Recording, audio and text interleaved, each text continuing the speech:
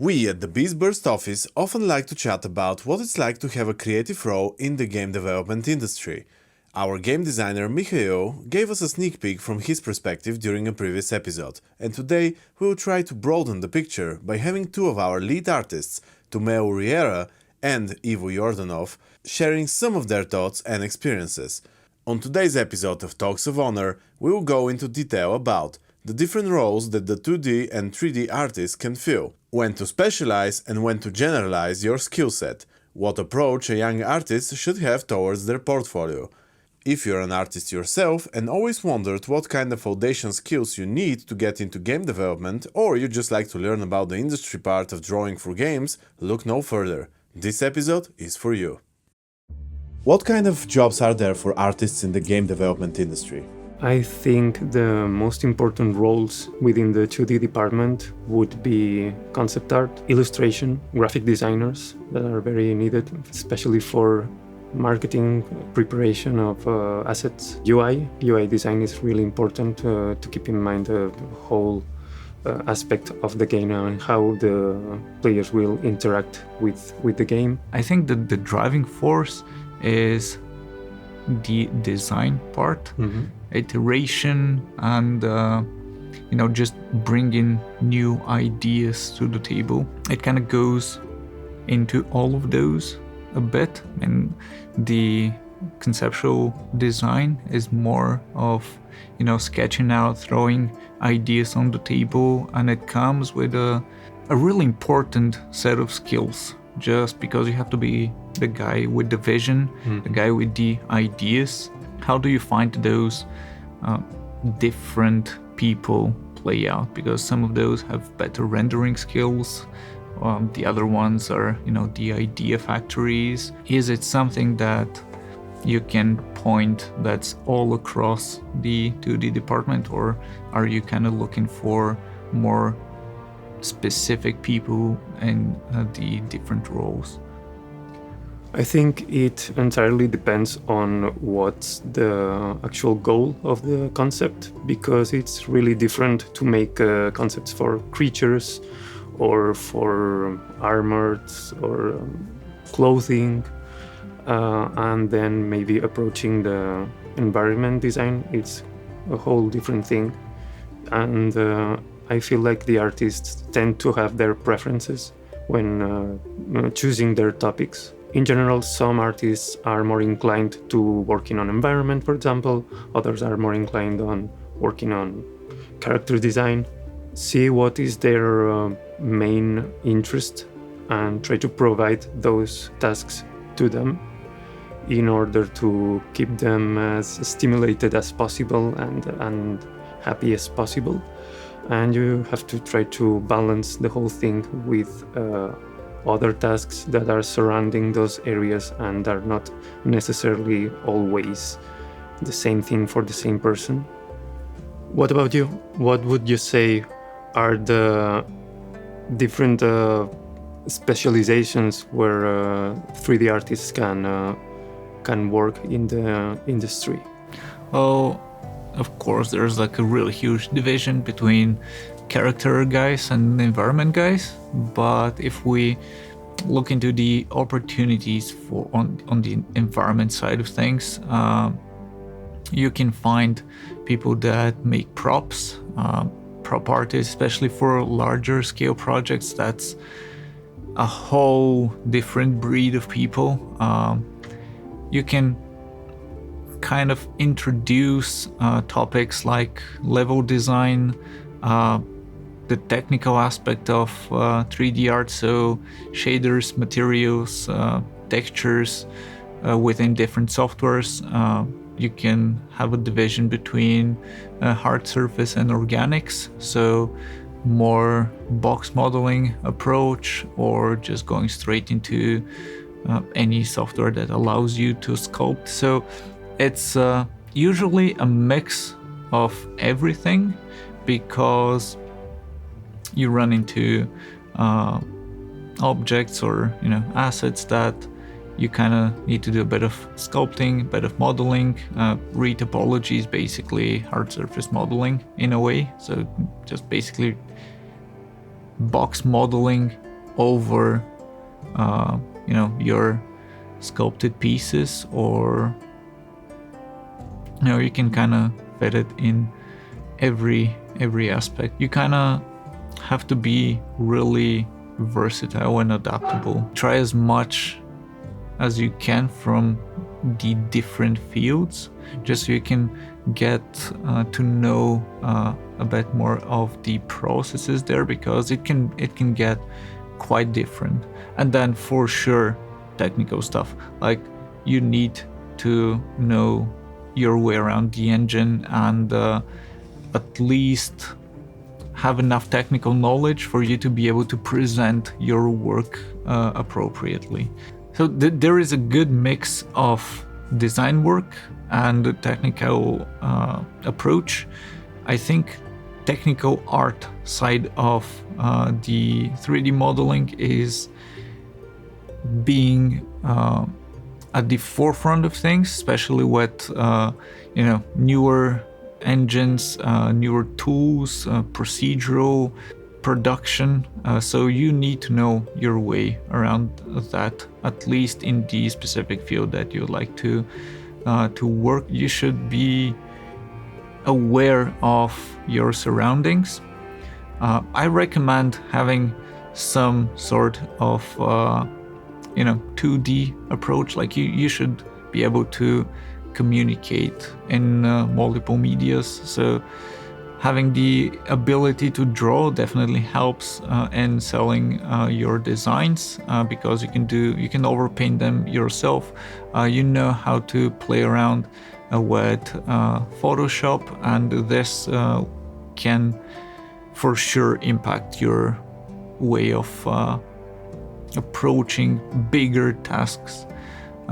If you can compose, like do your compositions, do your layouts in Photoshop, and then try to match those in a 3D scene, like that's a really good way to attack bigger stuff. Try and find the most interesting process that you would like to replay the most, and become good at that. It might be sculpting, it might be texturing and baking, or just working on the technical stuff in terms of shaders and in-engine matter.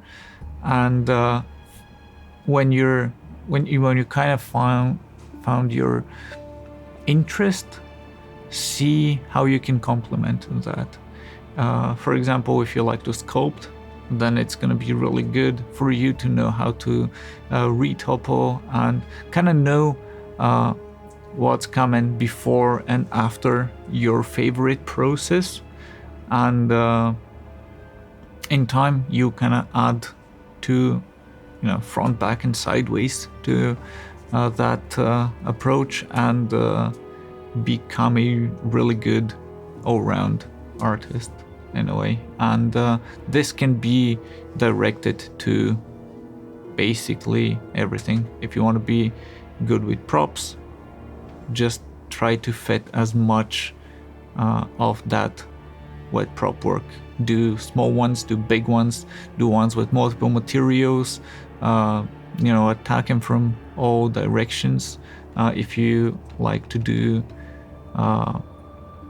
more level design, level art stuff, then model enough so you can play around within the actual scene with your objects. So you kind of hook all of those parts from the pipeline together and make them make sense in your mind. I think this is what makes you a really viable asset to any company. Just you being aware of the whole pipeline and the processes that come before and after, and your place in there, because then you know how to react if you're given a harder task, or if you have to collaborate with someone. It definitely opens more opportunity, and this feeds in your time management and just in general being a good colleague that can respond appropriately to the current situation, because it's really dynamic and you kind of need to be able to take a look around and know what needs to be done. It's also like really company specific, because if you work with a startup company, for example, or if you're a really small team, then you might need to double in everything, kind of. And then if there is a larger team, you probably get more leads involved, you get stronger art direction, so you kind of you're being funneled into one specific thing. And all I'm trying to say is that there is a place for everyone, and you know, a generalist role can be really useful in smaller companies, or if you're leading some processes, because then you have to work on multiple things and be able to swap really quickly. But in general, there is this notion of design first and then execution is, I think that's like a minimum in the industry. Like, you need to be able to draw really good, and then you kind of go into more high-end sort of planning and designing and vision stuff. What you mentioned about smaller companies having to depend on more generalist artists is very, very true. Of course, if you belong to a smaller company, you will have a broader amount of tasks to accomplish, and those will be super different within each other. When you are working for a bigger company, you will probably have artists that are more exclusively dedicated to specific tasks, like environment artists that are only focused on that area. And if you are a character artist, you will be focused on that, and you will be very specific in your tasks, because you will have more resources to expand on the company. And it's really project specific.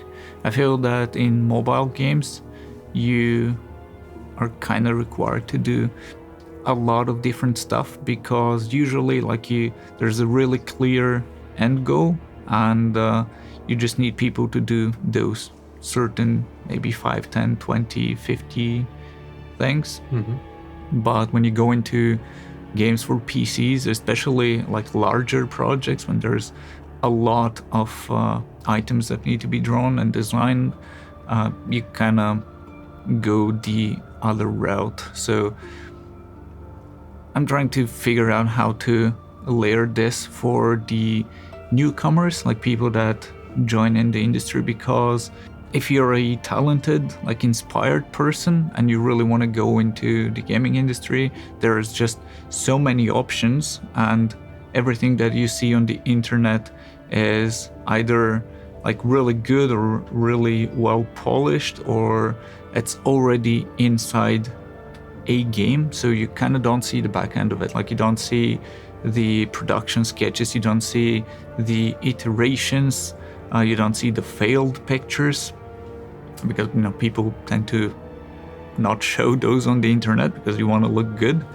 And you just see the top of the iceberg, and there's just so much underneath that is not very, like, it's not shown in a comprehensive way to the newcomers in a way, because there's a lot of scrapped art. There is, until you reach a point of calling something final, there is this a long process of communicating between departments, getting the high-end idea on paper, and just fixing and reworking, redoing. It's a thing that you should like that. You should like doing that. It's not just finished pieces. I reckon you see proportionately larger amounts of illustrative work, splash art, the high impact images, which is not something you do on daily basis at your job. Like you, especially if you're designing something, if you have to bring the vision onto paper, like it's mostly sketches. And this brings me to the question, what do you think about the fundamentals? That's if you go on YouTube and you just try to look for art, how to get into the industry, how to become a concept artist, it's all basics and fundamentals.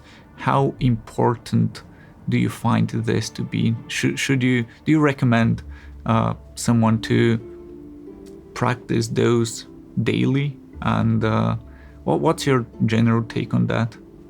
Probably for most artists or for most people who are inclined to being part of the concept artist community, are already so interested in that kind of artistic expression because it's something that they carry themselves inside.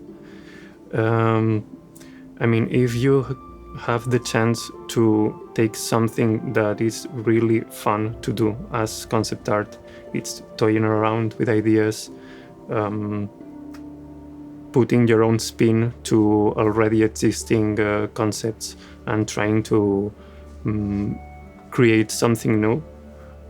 That's a really fun experience for an artist, and I feel like the more that you can expand on that, the better. I would definitely suggest to any artist that is listening to keep practicing, keep getting better at the technical stuff, because those are the fundamentals of it, and those are the bases, and they will have so much fun. I mean, I have heard a phrase many times that is like, you have to be a slave of the technical part in order to be free later.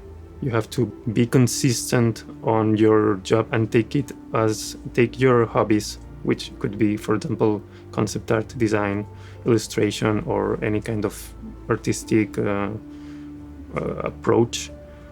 Take it as something that is very important for you and try to make it as good as possible.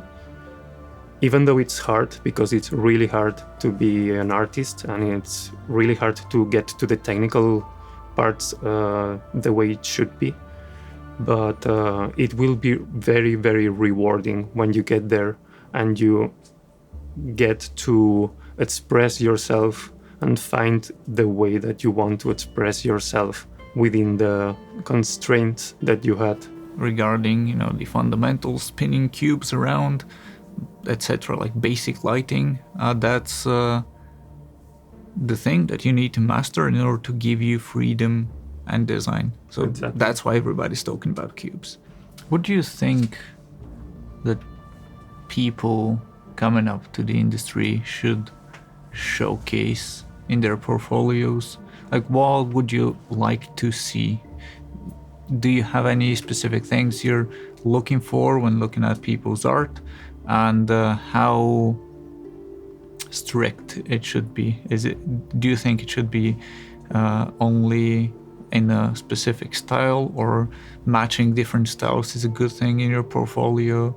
And I think the most important one is, do you want to see the backbone of a set piece? Do you want to see the conceptual design that went before the final piece? Do you want to see all of the iterations, structural drawings, or any particular thing? Like, what do you think is going to be the most useful package of art in a portfolio that you'll be like, yeah, we're gonna hire that fella because that's really good? The portfolio, I would say, is the most important tool an artist can have in order to get an actual job in the industry.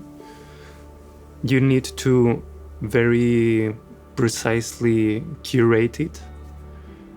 I think it is important not to keep super old stuff. I mean, try to avoid, if you have enough material to show to any interested person. Try to avoid showing the earlier stuff, your first sketches or studies when you were studying the concept art, basic fundamentals. Try to bring it to a more professional level, but the whole process of creation of each one of the pieces that you're working on, that's super interesting to see always.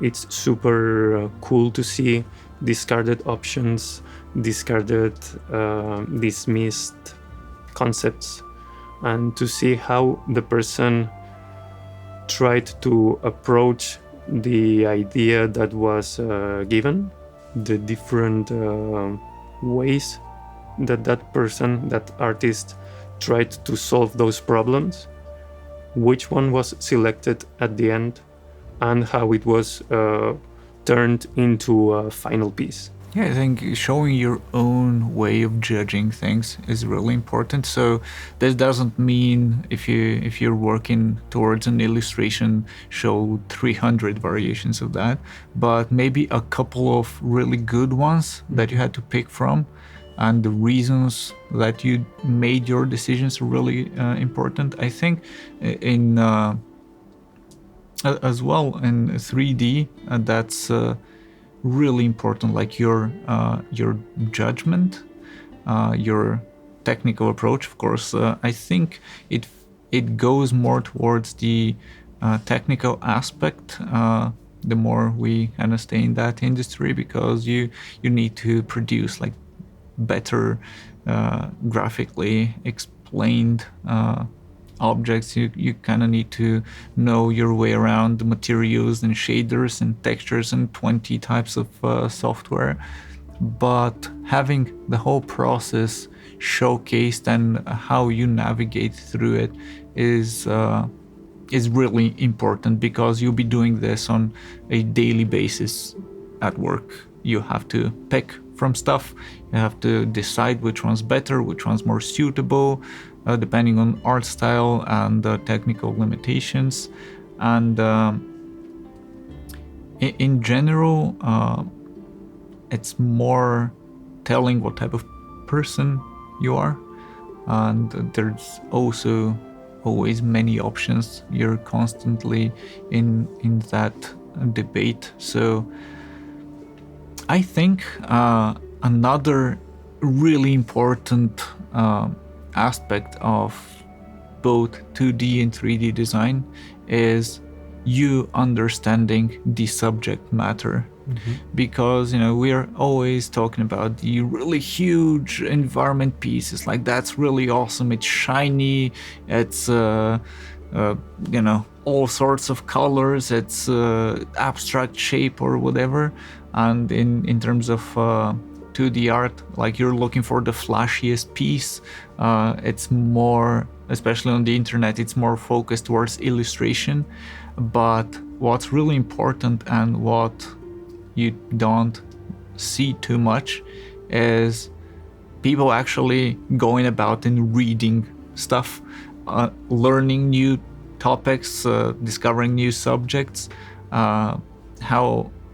discovering how the actual objects work in real life. And this applies to armors, like any sort of clothing, any sort of prop you do. If we go into larger scale scenes, why does the environment look like that? What plants live there?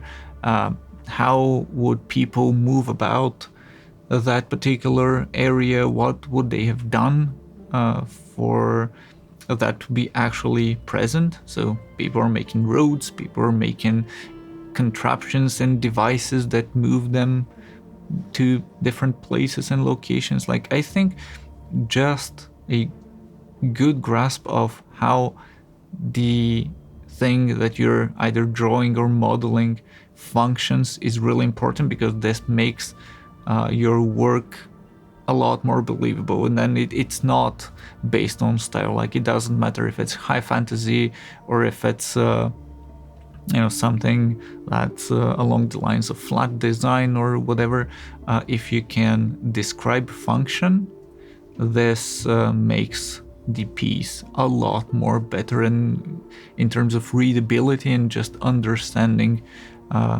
what you're looking at. Like, too abstract may be too much if you don't put enough functionality in, because at the end you're making a purposeful thing that should behave in a way. Like, if it's a illustration, you should invoke or like provoke some feelings.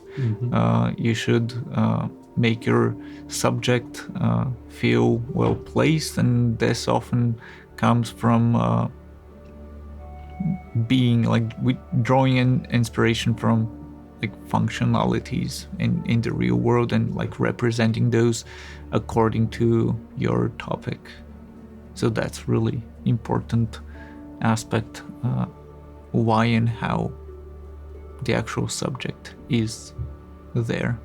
What would you like to have heard when you were approaching the gaming industry, and sort of have those as a foundation for your next portfolio piece? I think that would be a cool thing to do. So in terms of 3D, you definitely need to hit certain marks.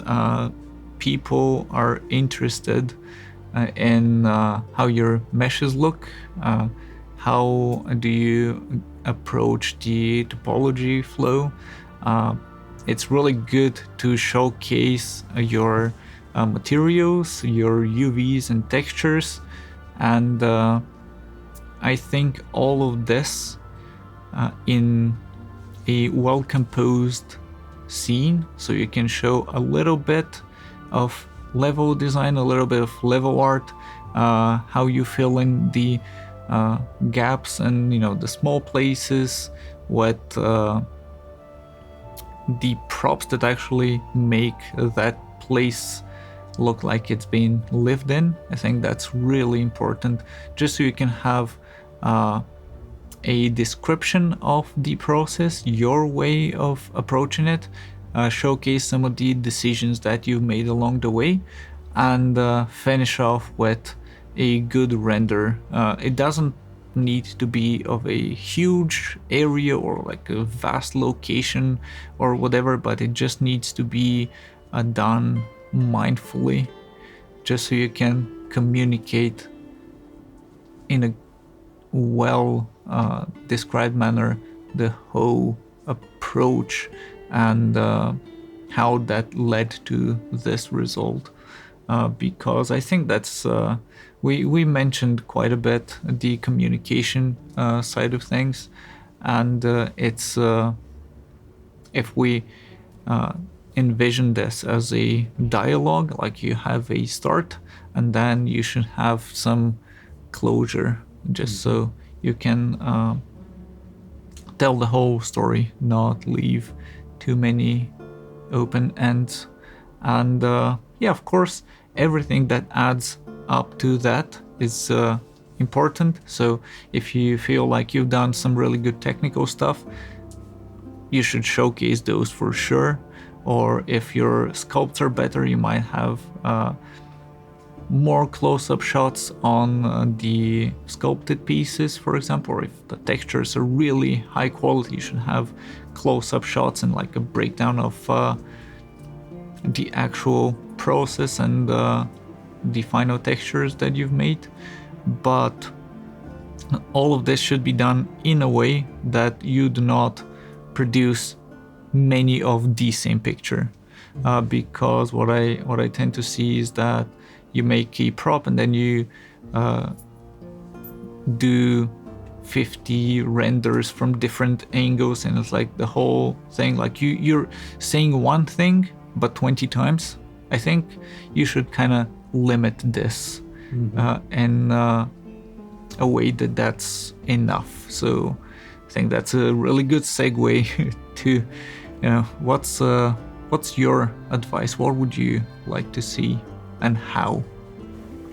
In terms of a portfolio, I would advise, first of all, to curate the amount of pieces that you showcase. It is good to see that you have a lot of work produced, but sometimes you need to limit that a little bit. I would say that something between 10 to 20 different pieces to look and to see different artworks that are related to different topics. That would be more than enough for a good portfolio, that it's not too crowded with too many art, too much art to revisit, and there's no need to do a scroll down to the 100 piece to see the whole thing. If you enter someone's portfolio and you take a general look at the first pieces that you can see, that most likely will give you a good example of what that person is capable of producing. And the general first sight of that portfolio is very likely to be decisive for the decision of actually hiring that person or not. Keep your stuff up to date. Keep it consistent. I think in this particular case, especially at first glance, like your thumbnails should read really well and be descriptive of what you can find in the set piece, because you'll be running with multiple pieces in a section, for example. And same as the 3D, you should have your portfolio speaking for itself. You should have that with not too much work, but not too little as well. I reckon somewhere in the ballpark of the 10, 12, 15-ish pieces. It's enough if those are tackling the topics from different direction. And again, functionality, you having the proper understanding of the subject that you're making is really important and should be communicated. So you might not introduce too much of the research that you did beforehand in, but it should read. Maybe a couple of sketches, maybe just a little bit of written text, or just something that backs up the idea that you've learned about that subject. And you can also have 2D in your 3D portfolios. Like if you do paint overs, breakdowns, and descriptions of your own work while working, this could be something that you can introduce to the piece. And I think that goes with conceptual design as well. A lot of the 2D art involves a bit of 3D. Right. So you kind of showcasing this in a good manner, like with some style and purpose. I think it just adds another tool to your tool set, and people will be interested in that. Like it shows that you're quite versatile in that manner. Another thing that might be important for some artists is to try to showcase whatever you feel like you want to work on the most. Because if you are interested in a certain aspect of concept art, for example, and you get really good at it and you want to get hired for that specific part, that's the best case scenario for you. If you can work consistently on things that you're interested in and that you're good at producing those pieces, that's perfect. I mean, you will never feel forced to work on something that is not that interesting for you, is not that pleasant for you, or you don't have the experience to do so. That said, it doesn't hurt to have different pieces showcasing. For example, let's say I'm a character illustrator or a character concept artist, but I want to showcase some environments that I made. That's also a good skill set to showcase in your portfolio, just in case, just to showcase that you are able to produce those if they are needed. Well, you should make it the way you like it at the end of the day, and it should be the best representation of you as an artist that makes you feel good about it.